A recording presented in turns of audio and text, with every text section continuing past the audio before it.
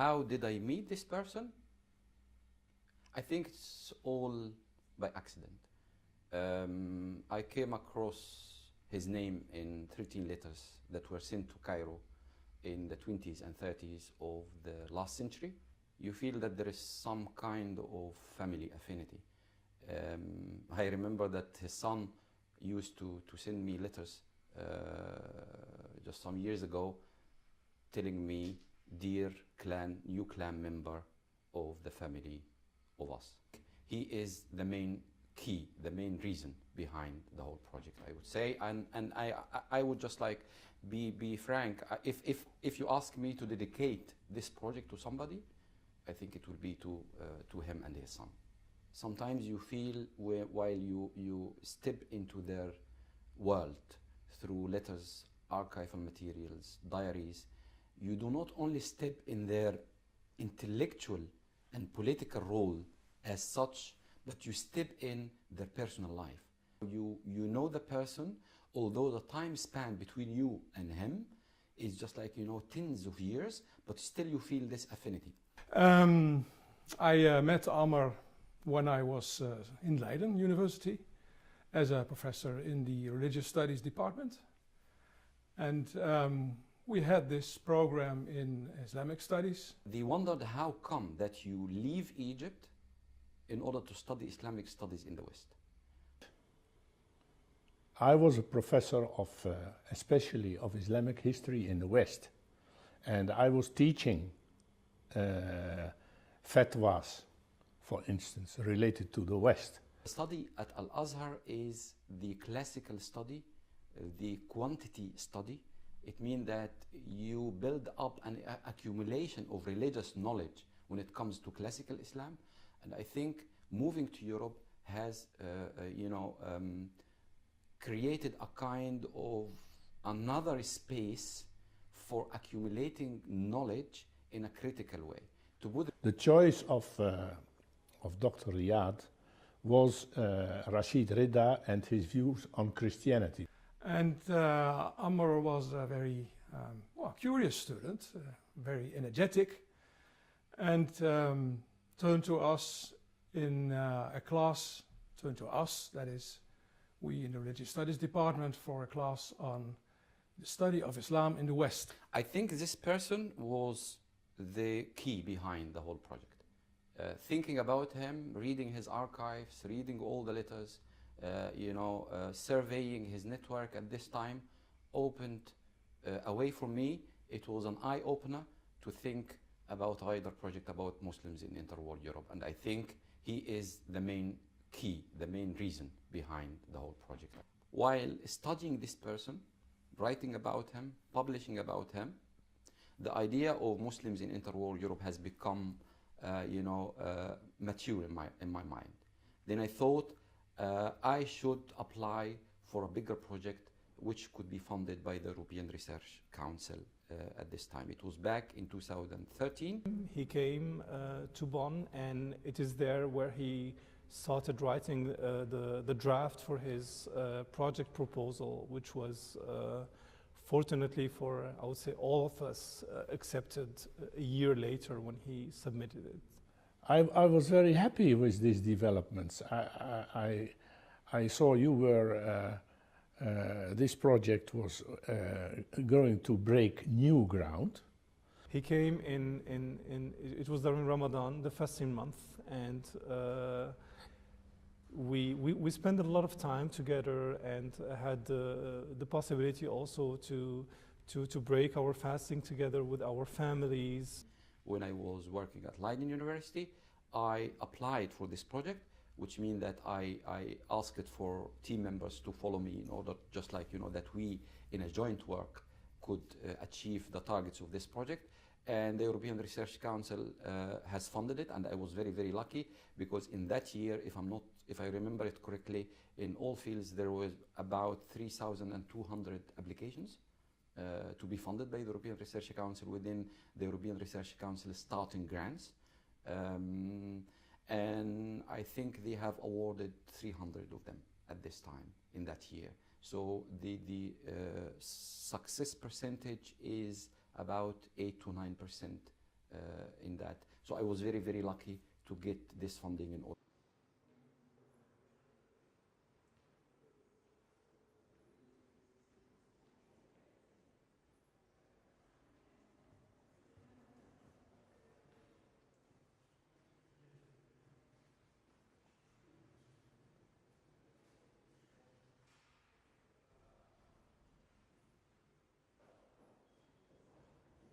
Okay, 1 second, stop there.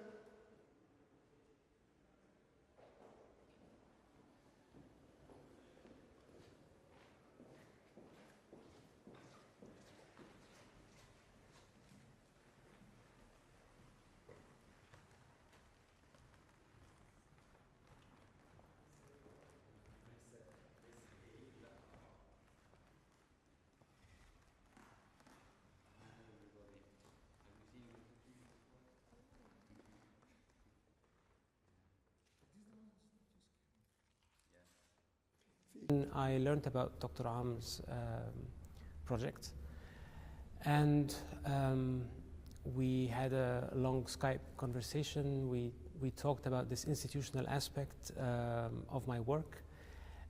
And then I guess we had a Skype interview where I was looking down, or where a tablet was looking up at me, with an interviewing committee which Dr. Riyad led. And then we met in the Netherlands a few times, and then we started working on the project. I found out that there was this project starting at that point in Utrecht, and I was very much interested. I already knew the man behind the scenes of this project, and I thought I might as well apply, because it is precisely on what I would like to do in my career, and I thought it was definitely something I can put my energy. So in 2013, I decided to do my PhD, and when I saw the advertisement of the ERC project, Muslims in Interwar Europe, from Omar Riyad, I was very much interested in the different perspective. In order to form ideas from the outside, you have to have some kind of source of information in the inside. And I went to a congress in Barcelona, Spain, and I was at that time focusing on Sheikh Rashid Rida. And it is there I met Dr. Amr Riyad, who wrote his PhD on Rashid Rida. I was doing my PhD thesis in Leiden. I started in 2003, and it was about the works and thinking of the Muslim reformist Sheikh Muhammad Rashid Rida, the well-known student of Muhammad Abdu.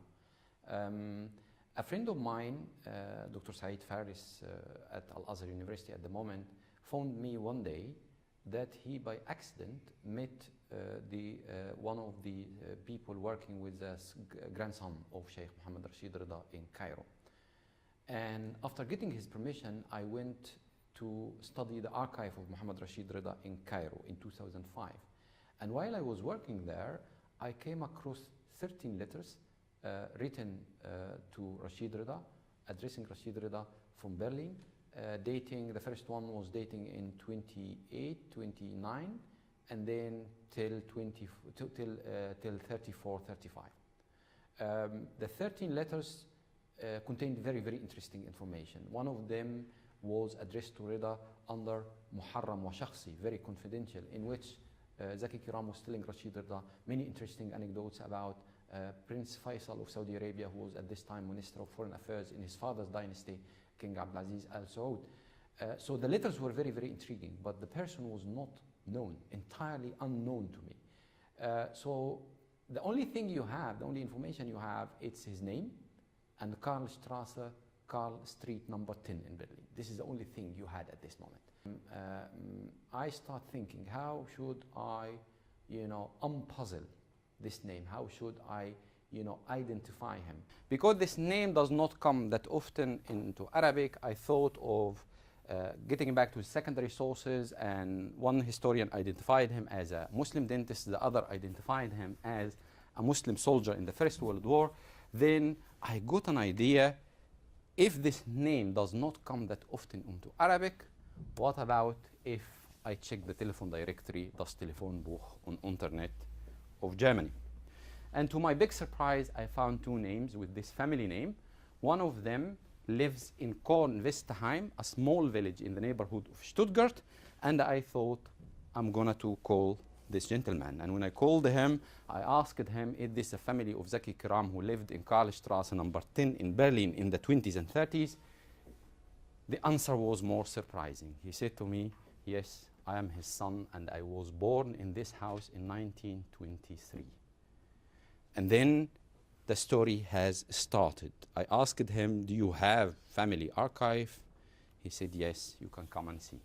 Da klingelt eines Abends das Telefon. Und an dem Apparat ist ein fremder Herr, den ich nicht kenne. Und er versucht, mit mir eine Verständigung zu finden, ob ich Arabisch spreche. Ich spreche aber nicht Arabisch. Englisch spreche ich auch nicht gut, das ist bekannt. Mein Englisch ist nicht gut. Ja, was dann? Holländisch? Nein, kann ich auch nicht. Dann ist das erste Gespräch mal zu Ende und dann macht er einen zweiten Versuch. Der gleiche Herr ist nochmal am Telefon und wir verständigen uns schließlich irgendwie mit einem deutschen Gespräch.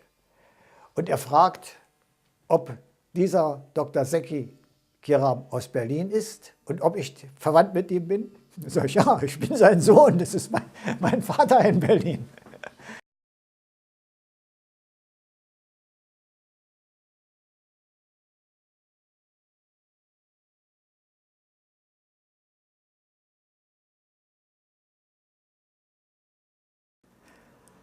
Mein Vater ist 1886 in Damaskus geboren und sein Name ist Zeki Hashmet Mirza Kiram.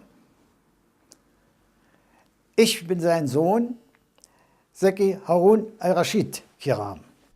Can you imagine Harun al-Rashid, Zaki Kiram in Stuttgart? He was an Ottoman officer who fought on the German side. In the First World War, he was the commander of the Bedouin troops in Al-Arish.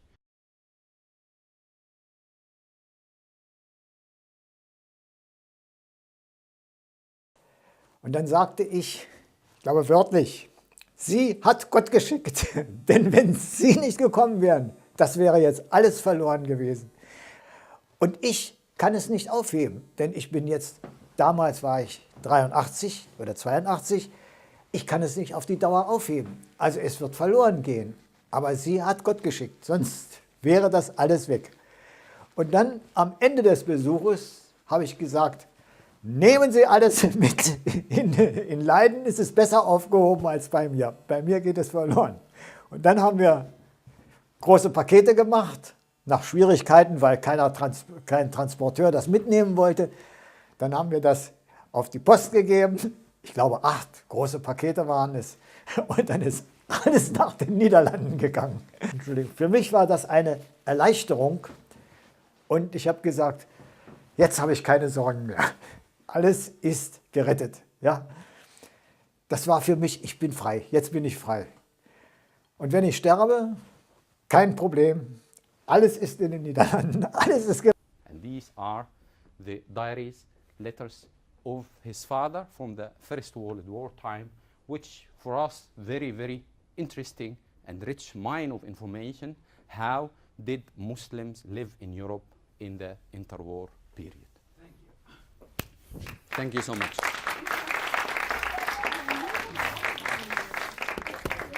Now,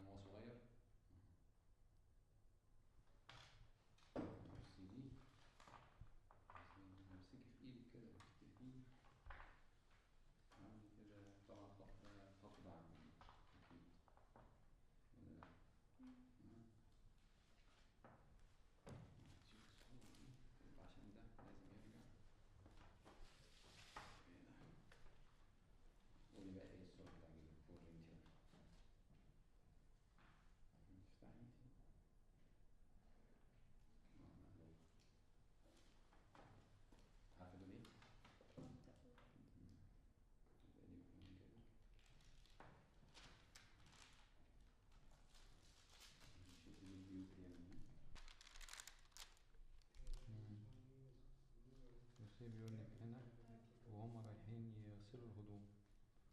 هنا في الألمانيا التوسة ده وهم رايحين يغسلوا الهدوم بتاعتهم. الستات والرجالة بيغسلوا، بس كانوا بيغسلوا كده في المية كده. هنا.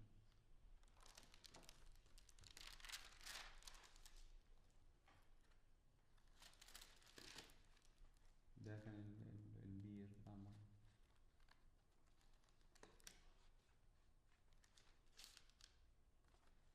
الناس، كل الناس دي بقى يا ترى كلها كلهم مش عايشين، يمكن الأطفال اللي جزء منهم يكون عايش.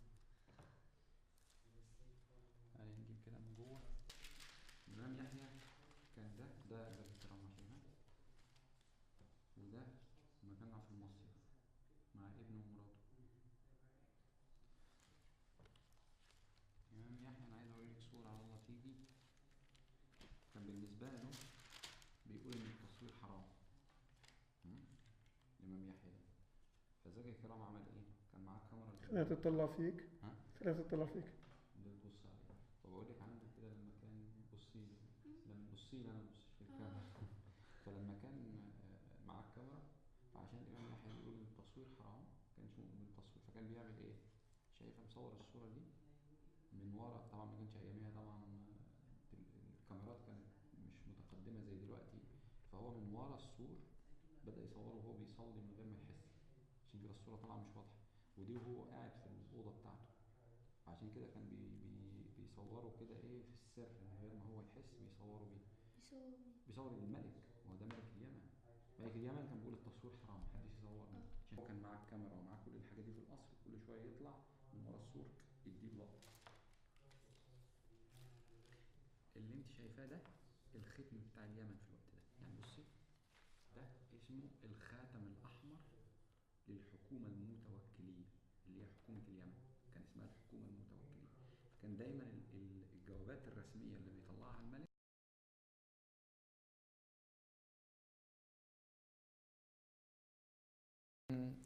Zaki Kiram was injured during the First World War, close to Suez Canal. So he was injured by, British fire. He was transferred in 1916 to Jerusalem for medical operation. Kam er nach Jerusalem in ein katholisches Krankenhaus. Und das Fieber war sehr hoch und dann ging es wieder runter und das ging rauf und runter. Dann sagt die Schwester, Herr Hauptmann, lassen Sie uns beten. Jetzt wird es schwierig, denn sie ist Katholikin im Namen des Vaters, des Heiligen Geistes und das geht nicht für einen Muslimen. Was sagt mein Vater? Ach Schwester, geben Sie mir lieber einen Kuss, das macht mich schneller gesund. They couldn't help him. So the most logical destination was Berlin, where he was transferred immediately. He was put in the Charité Hospital in Berlin, and there he stayed till 1921. So he stayed for almost 4 or 5 years for medical operation, for medical treatment, and doctors have decided to amputate his left leg. In Berlin kam das Problem Sprache. Mit arabischer Sprache, aber auch mit Französisch und Russisch kam man da nicht durch. Man musste eigentlich Deutsch lernen. Also glaubte mein Vater, jetzt muss ich auf jeden Fall versuchen, Deutsch zu lernen. Und da suchte er sich die ersten Bücher. Er hatte auch vielleicht eine Lehrerin genommen, ich weiß es so genau nicht. Aber er suchte sich die ersten Bücher und suchte sich eine Buchhandlung, die in der Nähe von der Charité ist, um ein Deutschlernbuch zu finden. Auf diesem Wege kam er in die Buchhandlung von Seemann. In Seemann gab es eine Geschäftsführerin, denn der Inhaber, Herr Seemann, war ja auch im Kriege. Und diese Geschäftsführerin hatte gerade schwarze Kleidung an, weil der Vater gestorben war und sie war in Trauer. Und er findet dort eine junge Dame, blond und schwarz gekleidet wie viele Frauen im Orient. Er glaubt, es ist eine blonde Orientalin beinahe. Und er stellte fest, nein, es ist keine Orientalin, es ist eine Frau hier aus diesem Lande.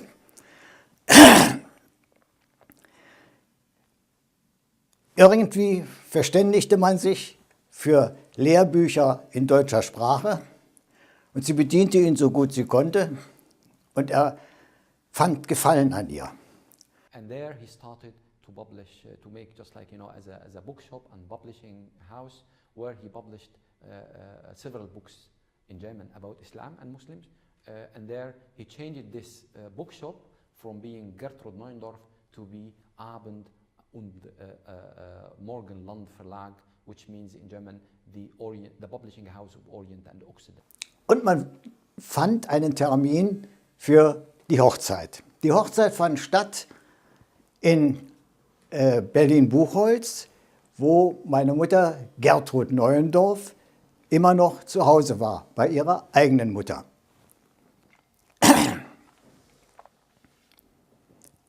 Die Hochzeit war ein Problem, denn es musste beim Standesamt geheiratet werden, es musste mit dem Imam geheiratet werden, es musste ein deutscher Pfarrer dabei sein und es musste in Istanbul geheiratet werden. Es gab also 4 Stationen, die zu erledigen waren. Man richtete alles her und der Imam kam aus Frankfurt und es war seine 99. Hochzeit. Er musste am selben Tag noch wieder zurück nach Frankfurt. Es kam die 100. Hochzeit. Es war damals gar nicht so selten, dass ein Muslim aus dem Orient eine deutsche Frau heiratete. Das war gar kein besonderes Ereignis. Es fand öfter statt. You can imagine a Muslim, an Arab, coming to Berlin, marrying to a Christian woman who remained Christian till the end of her life. He never pressed on her to convert to Islam. So they remained just like living under one roof as a Muslim and a Christian. I bet that they have for all these years common understanding, although they did have, different religions, different cultural backgrounds.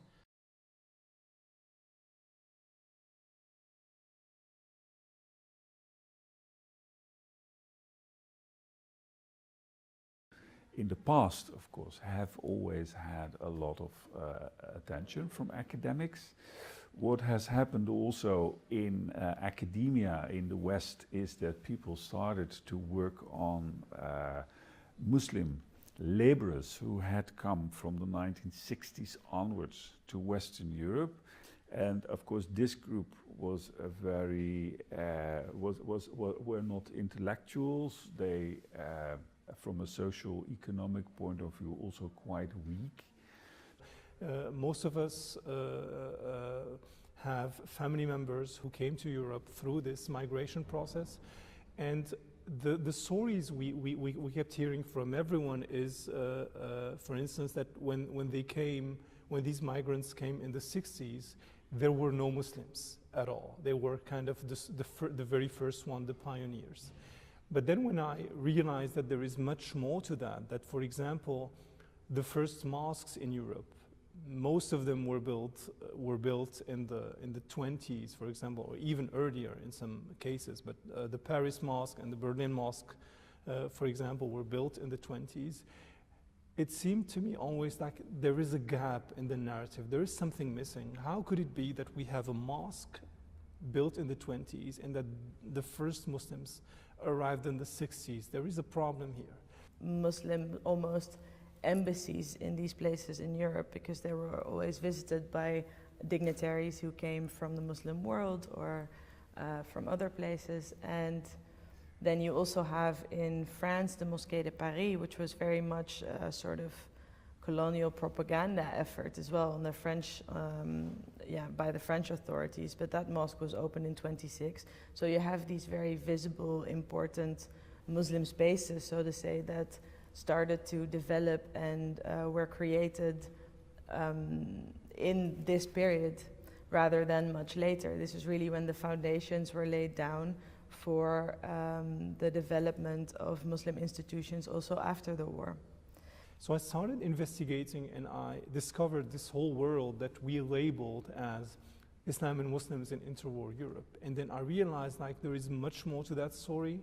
We are talking about not only migrants, but for instance, in the case of Germany and the UK, a lot of converts, European converts who adopted Islam and who had a very different religious experience as Europeans, as autochthonous Europeans, than a migrant, for example, from an Islamic country. When Kiram came here, he was an old military. So for him, financially, he was in certain periods of his life was well off. So it means that it's not, you know, a very needy person who came to Germany because his pension from the Ottoman government and Turkish government was okay to live with during the stressful time, the stressful time of Germany.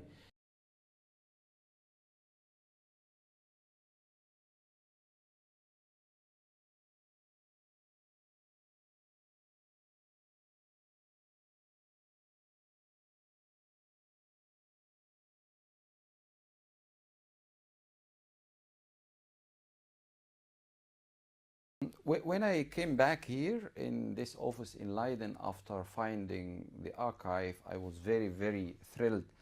And if you look at the archive, I mean, just it was for me very, very interesting to categorize it, to look into it, into much details. And immediately I started scanning it. You see here, these are, for example, some letters which were sent to him by Saudi and Iraqi authorities regarding arms deals. Here, for example, I read this document, مقاولة بين الحكومة المتوكلية اليمنية حرسها الله وبين الدكتور زكي كيرام. قد تعهد الدكتور زكي كيرام للحكومة اليمنية بتوريد 10,000 بندقية من الأسلحة الماوزر. So it talks about, you know, exporting 10,000 Mauser rifles to Yemen. الحين اليوم لو تقول انت لو تروح لعند اي يمني وتقول له زكي كيرام، يمكن اول شيء يجي في بالهم دائما هي البندقيه الذي ارتبط البندقيه الالمانيه الماوزر الذي ارتبط اسمه به يعني. فيمكن الكثير ما يعرفوش خلفيته، ليش جاء اليمن، ما سبب انه يكون موجود في اليمن، كيف وصلنا الى انه كان به علاقه تجاره بيع سلاح لصالح المملكه المتوكله اليمنيه في ذلك الوقت. How did the German authorities choose Zaki Kiram in order to accomplish these arms deals in the Arab countries at this time is a very complex question. Why? Because it was not only the German choice, but also the selection by these Arab countries. They should find somebody whom they should trust. I have to add something that arms deals at this time, it happened on the formal level, you know, states together, and it happened also on the private individual level. You have a kind of brokers who will just go in between to be just intermediaries between Germany or in other country and Arab states. وزكي كيرام كان يجمع ما بين جانبين، جانب أصوله العثمانية، أصولها التركية، وارتباطه بالجيش العثماني، وأيضا كان يجمع ما بين ارتباطاته الألمانية. وهذا الأمرين سمح له أنه يستطيع أن يمارس بدور المهيئ والمنسق لإيصال الأسلحة وإيصال السلاح وبيع السلاح اللي تحتاجها اليمن في هذه الفترة. زكي كيرام يشكل ثروة في الذاكرة اليمنية، يعني ما قام به من تسجيل، من وثائق، من مكاتبات، من مراسلات، ومن أيضا الشيء الذي يهمني أنا بشكل خاص وبشكل كبير الذي هي الصور التي التقطها في فترة زيارته المختلفة هذه اليمن. فمثلا هي الصورة يعني بعضها مقاربات تخصني أنا كشخص كفرد كعائلة يعني. أنا يوسف يعني بن محمد بن إسماعيل بن يحيى حميد الدين، فجدي هو سيف الإسلام إسماعيل. طب ما أهمية زكي كيرام بي أنا كعائلة؟ المقاربة الشخصية القريبة جدا أنه في سياق هذا الصورة أمامي هنا صورة فيها سيف الإسلام المطهر وهو طفل، فيها سيف الإسلام عبد الله جدي، فيها سيف الإسلام إبراهيم، فيها سيف الإسلام إسماعيل جدي بشكل مباشر. وجوده في تلك الفترة استطاعته أنه يكون قريب من الأشخاص والأفراد. لما تنتقل إلى صور أكثر شمولية للمجتمع اليمني، يعني هذا الصورة ولو أنها مش واضحة لكن هي صورة الحكومة اليمنية، فتستطيع أن تعرف القاضي راغب، تستطيع أن تعرف القاضي عطال العمري، تستطيع أن تعرف مختلف الشخصيات التي ساهمت في بناء الدولة اليمنية الحديثة. ربما في كثير من الأحوال يخشى اليمن في شخص الإمام يحيى. الإمام يحيى بنى دولة من خلال رجال اليمن، يعني فرجال اليمن الذي وثق مشاركتهم، وثق دورهم زكي كرام من خلال الصورة ومن خلال المكاتبات، تعطيك هذا المقاربة القريبة جدا الذي يعني ما كانش يمكن ان احنا نحصل عليها لولا انه شخص مثل زكي كرام كان معه كاميرا وكان بيصور.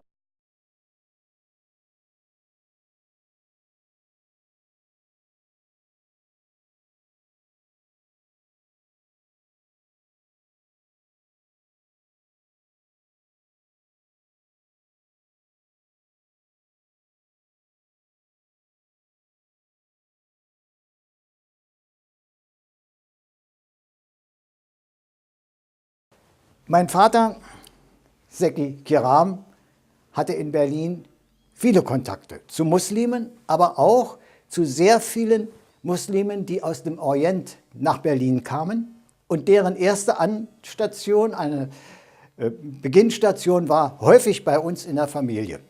Neben den vielen Besuchen war es auch so, dass viele Leute, die aus dem Orient nach Berlin kamen, häufig als erste Anlaufstation meinen Vater besuchten, weil sie in Berlin eben sonst nicht überall eine Anlaufstation hatten. Unter anderem passiert eines Tages Folgendes. Das Telefon klingelt, es ist die Mittagszeit, meine Mutter ist in der Küche und mein Vater kommt reingelaufen und sagt, Shakib ist in Berlin, er wird uns gleich besuchen, in einer halben Stunde wird er hier sein und wir haben nichts zu essen. Was hast du denn da in der Küche? Da sagt meine Mutter, ach, ich wollte dich eigentlich überraschen. Ich habe ein Rezept von Paprikaschoten gefüllt von einer Wienerin. Ach, das kannst du doch nicht kochen, hast du doch nie gelernt. Also mein Vater probiert das und stellt fest, ach, die sind eigentlich ganz gut, die kann man essen. Als Shakib eine halbe Stunde später kommt, isst die Gesellschaft also diese Paprikaschoten. Shakib isst recht viel davon.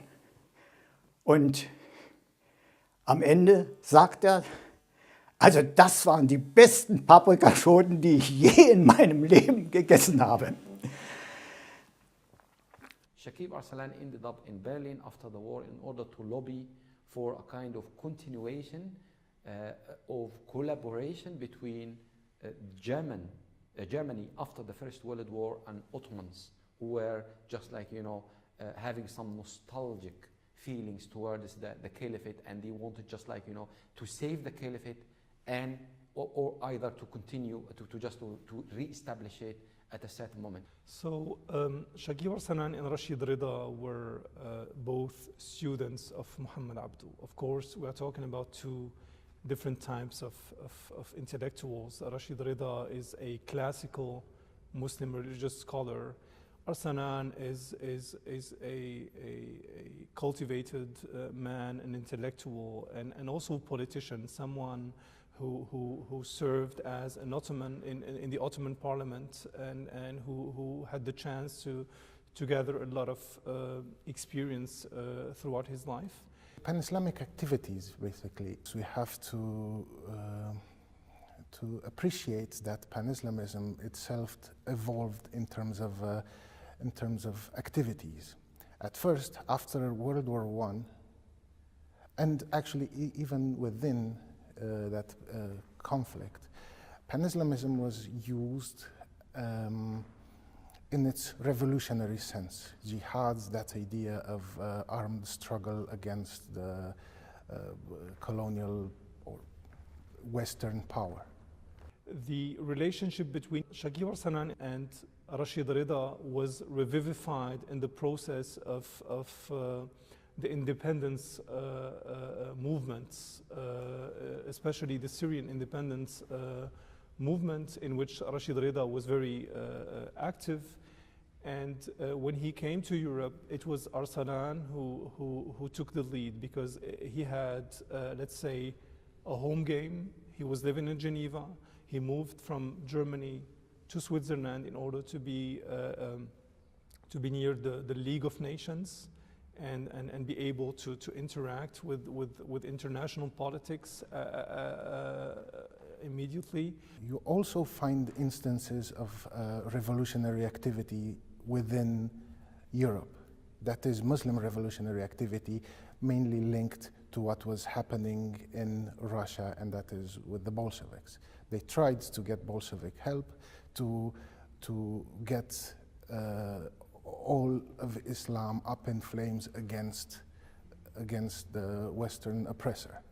So when Rida came and this whole group of Syrians came, they contacted him in order to show them around and to show them the ropes, like we say. And when the Congress, the Syrian Congress in Europe, in which they took part, was finished, they traveled to Berlin, and Arsalan introduced Rashid Rida to Zaki Kiram. I think if we look at Berlin at this time, we should imagine a center of Arab immigrants. And when we are talking about Arab immigrants at this time, they were students, political exiles, you know, and some people who just settled in Germany because of this mixed marriage, also with German women. Zaki Kiram was part of this immigrant network, and Shakib Arsalan, during his stay from 21 to 25, you know, gathered all those people around him.